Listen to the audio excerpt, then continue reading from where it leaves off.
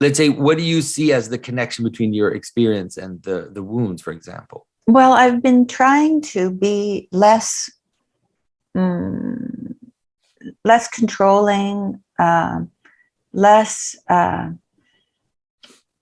domineering, less, with all the things that we do, that we blame and we get angry and all of these things when we come from a place of fear, usually, or a place, I see it as my younger self, coming to help me out when I run into something that makes me uncomfortable.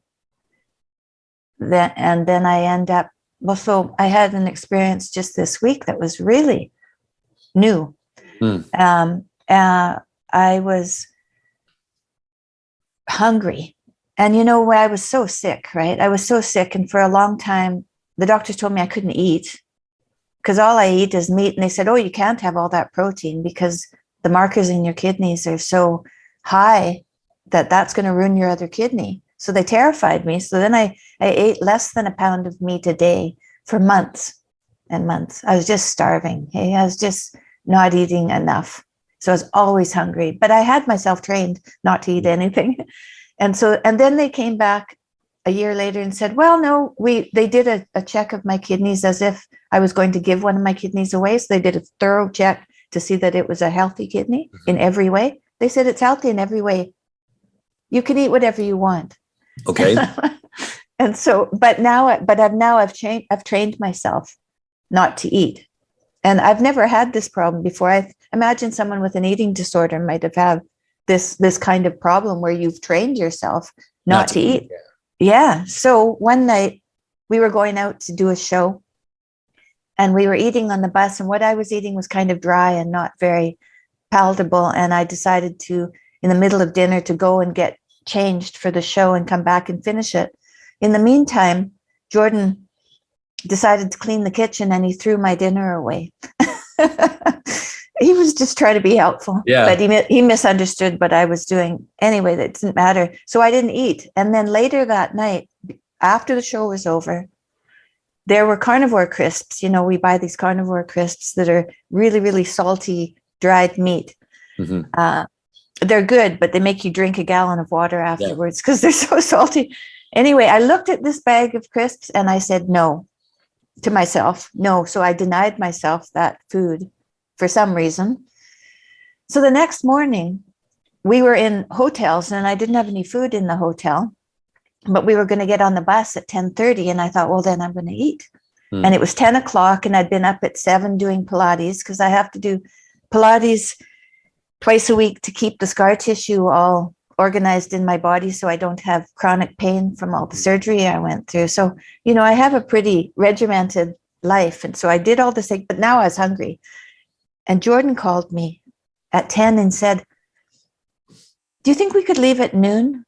I'd like to sleep 2 hours more. And I said, could you sleep on the bus? I'm really hungry.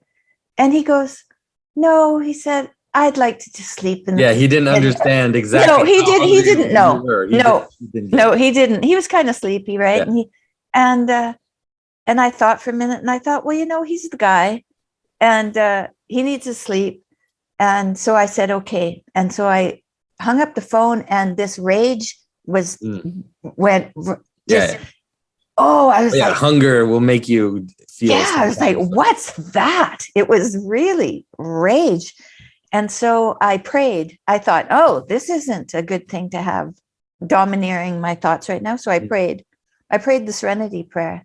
And as soon as I was done praying the Serenity Prayer, which is helpful, right? Because you accept the things you cannot change, and you have the courage to change the things you can, and the wisdom to know the difference. And so it kind of starts to humble you.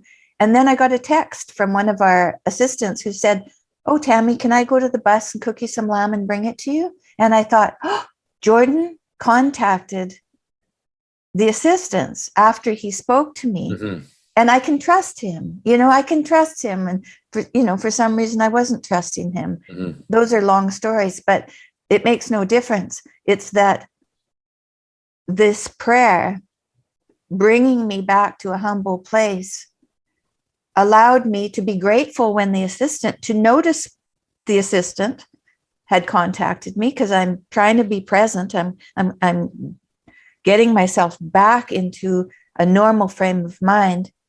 And I said, no. I said, I'm ready to go. I'll just go down to the lobby and wait for the bus. I go down to the lobby and the bus just pulls up. And I said, is that our bus? I mean, it just really, there was a big black bus and it came, and I thought, is that our bus? And I looked and yeah, I think that's the driver. Wow, what's it doing here? Because the theater's quite a ways away and that's where it parks in the morning.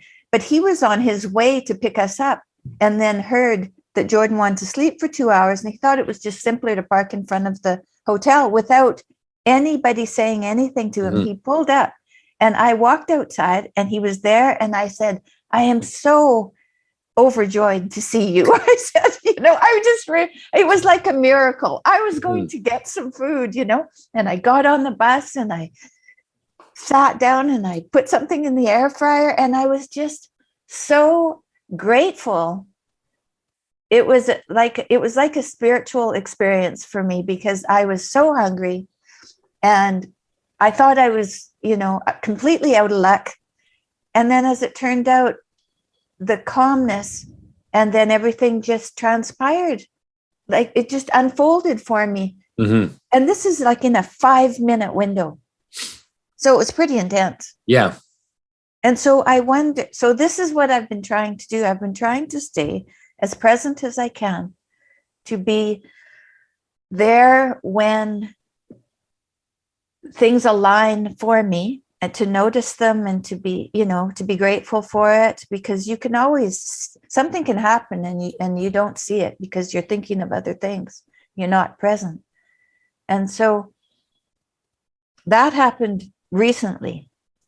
But 2 weeks ago, when I had this thought about Christ and his wounds and how important that must be for me, I'm trying to find my humility in a big way, and to stay there.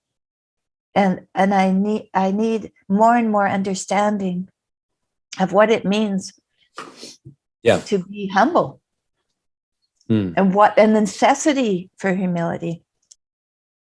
But that really, the idea of the wounds of Christ related to this, it's something that you find all in Western Christianity, and it's actually a little bit it's been put aside from a lot of people, because the vision of it looks so weird to modern people. It looks like a kind of masochism or a kind of strange, gory, because you have very extreme images of that, like people drinking from the wounds of Christ, or people, being this kind of mystical imagery of being poured, like the blood of Christ kind of pour over you. And it seems very strange to people, but when you understand what it is that's going on, and you realize what it is, how it's related to the mystery of suffering, to the problem of suffering, and how, at least in Christianity, there's not at all a sense, except for this kind of rather superficial, God, what do they call it? Prosperity gospel types, which are just horrid. That's not what Christianity is. Christianity doesn't tell you you're going to stop suffering if you become a Christian. Then it doesn't tell you you're going to stop lacking all these things. There's a sense in which it's actually going to be transformed. Your suffering can be transformed, not just into a nice, happy, regular life, but into something which is far more glorious, right? Like that little experience you had of seeing the bus come, and suddenly it's as if, when you're telling me that story, I feel like you're Alice in Wonderland, and it's like all these magical things happen. But if you describe the phenomena to people, it's just a regular. It's like, why are you so excited about this? It's just something that's going on. But you're the one that's right, because wouldn't you like to live in that moment all the time? Like, wouldn't you love to be able to see the world in these glorious eyes? And it came through your acceptance of your own suffering, where you said, okay, I'm not going to eat, basically. Like I really am I have this rage, I'm angry, I want to eat. And you realize I'm going to accept that it's not going to happen. And then suddenly, yeah. Because it's not going to happen the way I thought it should happen. Yeah. It was not going to happen that way. I was wrong. And I was trying to control how things were going to go on. But and I said to Jordan, I accept this, but I hadn't accepted it. That's why the rage came, right? It seemed like it was something I could accept, but I couldn't. Yeah. So I was missing something. I was missing some understanding. My body was saying no. But what you experience, it can help you also kind of understand why ascetics do what they do, and why monks will fast, why there's all these types of behaviors that exist, because it actually does transform the world into a magical place. It's almost like it's a funny joke, because who more enjoys their meal? Like a rich guy that goes to a 5-star, like a 4-star restaurant that has, this amazing service, or someone who's been fasting for 3 weeks and eats a piece of bread? Who actually finds more joy and more like who has the best experience? And it's going to be the monk that's just fasting for 3 weeks and just eats a piece of bread.